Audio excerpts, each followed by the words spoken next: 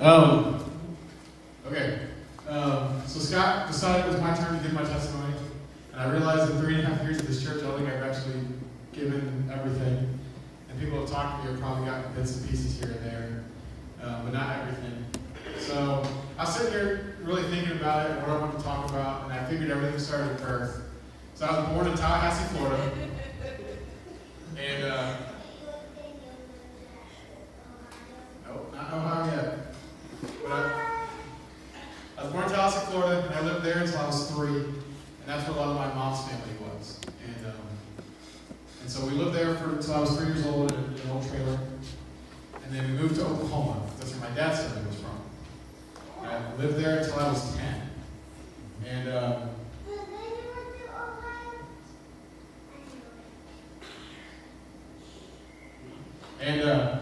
So then, like I said, at the age of 10, I moved to Ohio, which if you ask me where I claim I'm from, I pretty much claim I'm from Ohio. Oklahoma, I remember a little bit, and I definitely don't remember anything from Florida. The only thing I remember from Florida is family vacations, because that's where every year we went to family vacation in Florida. This is my parents, my mom's family. And so I remember that, but actually remember 0 to 3 years old, I remember that. So if you ask where I'm from, I say I'm from Ohio, from a small town called Delphus, which I say a small town because that to us, when Nikki and I were growing up, it was a small town, but it's like 8 times as big as Lynn. So it's like probably even bigger than Winchester. So, or at least about the same size as Winchester. And so for us, it was a small town, but it really wasn't a small town. And I lived there, graduated from Delphus Jefferson in 2006. That was a school where Wildcats. It's where I met Nikki originally. Nikki and I hated each other. We liked each other. And we hated each other because we had to dance with each other in show choir. You don't put the tallest person and the shortest person together to dance with. It's just not right. And so we didn't like each other at first, and then we ended up growing on each other. But we never dated in high school, at least while I was in high school. And to kind of go back a little bit, when I was 6 years old in Oklahoma, I remember going to a church that my dad was Eden Bible Church. I remember Sunday school one morning. The teacher asked, the Sunday school teacher, I can't remember her name. I can't even tell what she looks like. But the Sunday school teacher there asked me if I wanted to accept Christ in my heart, and I said yes. She said, why don't you go talk to your dad when you get home? I said, okay. I remember talking to my dad. I remember that night, sitting in my bedroom and praying the prayer. And so I guess as you could say, but I don't claim that I was saved at 6 years old. And I say I don't claim it because to me at that time it meant nothing. It was just the prayer I said at the age of 6. Did I know who Jesus was? Yes. Did I know he died for my sins? Yes. Did I really understand what it meant to really follow who Jesus was? I had no idea what that meant. So I went through from 6 until all the way until my freshman year of high school. I can't tell you, what, 13? What were we doing? I'd be 14. I was 14. And I kind of did my own thing. Junior high, I was picked on a lot. So I didn't have a lot of friends from my local school. And so I didn't have a lot of friends in middle school. I didn't talk to people a lot. I kind of did my own thing. I went to school. I was really smart and didn't work. And I went home. And I had a couple people I talked to here and there, but most people picked on me. So I didn't deal well with people in my grade. And I got to my freshman year of high school. And in our band, every year, our marching band, every 4 years, they went down to Florida to the Orange Bowl. We marched in the Orange Bowl parade, we went to Disney World, we went to Islands of Adventure, we went to Universal Studios and Epcot, and lots of fun. And went and did the parade at Disney World, we did the parade for the Orange Bowl. And while we were there, I started dating a girl. I wasn't supposed to because I wasn't 16 yet. And that was my parents' stipulation, I had to be 16. I started dating this girl anyways. And I went through, and all the way from then until, that was in December, my freshman year, until, we dated through the end of my sophomore year. But it was, we did all that, and all that time, I'm trying to remember everything. And, I didn't really understand what it meant. I mean, like I said, I didn't follow Christ, so when it came to actually staying pure and things like that, it wasn't on my radar. I mean, I knew I was supposed to. I knew my parents found out if they like hurt me a new one. But to me, it didn't matter at the time. And so I spent that whole time with her, and then I started going to this thing called Teens for Christ, and I didn't know what it was or what it meant at the time. This is my sophomore year. I started going to this thing called Teens for Christ, and I get pretty involved pretty quickly, but still don't know what I'm getting myself into. And they asked us if we wanted to go to this thing called boot camp. And I had been to Christian camp before. And I thought, this is nice and easy. And you go to Christian camp and you get lots of free time, you play lots of games, and you hear good speakers, and you have great worship. And that's not what boot camp is at all. Boot camp is, as described, it's pretty intense. And I knew, they forewarned me that it was. I mean, it wasn't like I went in there completely blind. But it was more intense than I even could have imagined. And I remember my very first night at boot camp. And I remember this, probably one of the only memories of that whole week that I remember. At night at boot camp, they had this old kind of barn type thing. But all the sides were gone. All that was left was the floor and the fireplace. The fireplace and the chimney for that. The walls were gone. There was just a railing around it. And I remember I was sitting on the railing, and we would do worship out there, and then start a fire, because we were up in Canada in June, and in Canada, still in June, in the evenings, it's still cold. And so they would start a fire, and we would kind of all huddle around up there. And I remember us looking at the stars. We always talk about that, because when you're incomplete, like, we're on an island, so it's not like there's any lights around us. So when you're absolutely in a place where there's absolutely no lights, the stars are, for some reason, just more beautiful. Well, I'm sure some people here have experienced that. So I remember us looking at the stars, and I remember the question that popped in my head is, what are you doing? And I didn't know what that meant at the time. And I knew God was talking to me, and he said, you say you're a Christian with your lips, but your lifestyle does not back that up. And he said, do you really care about me? And I said, yeah, I do. And he said, and so that's when I would say, at the age of 15, that I really committed my life to Christ. For me, that's the time that I really understood what it meant. I really took it seriously, and I really said, okay, God, now I want to follow you. Now, was everything peaches and roses after that? No. Did I still screw up all the time? Yeah, I did. But my intentions were now geared in a different direction. I desired now to move towards God. And at the end of that boot camp, even though they already had auditions for it, they asked me if I wanted to be on a ministry team. And I said yes. A ministry team was a group of teenagers from a whole bunch of different schools that would go around and represented Teens for Christ to all the different local churches.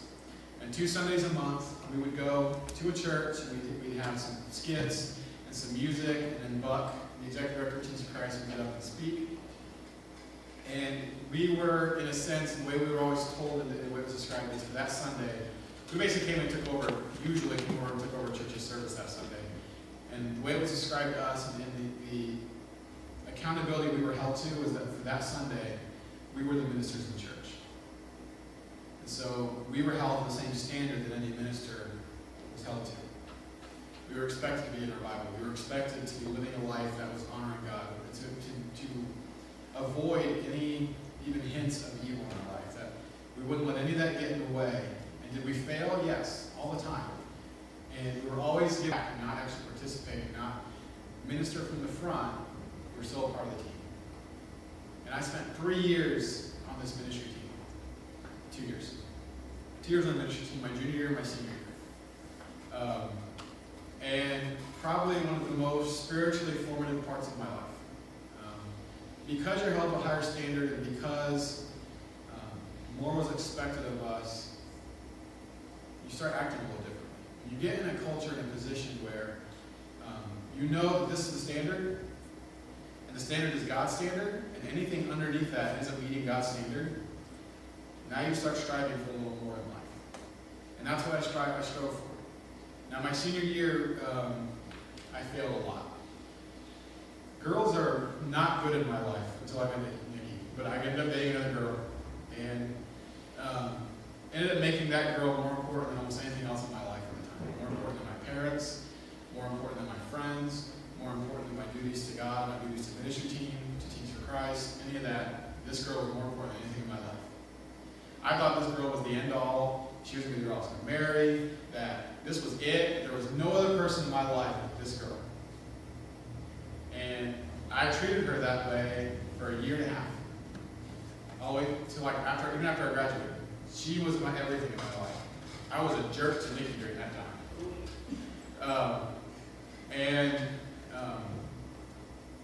So I forsook everything else in my life except this girl.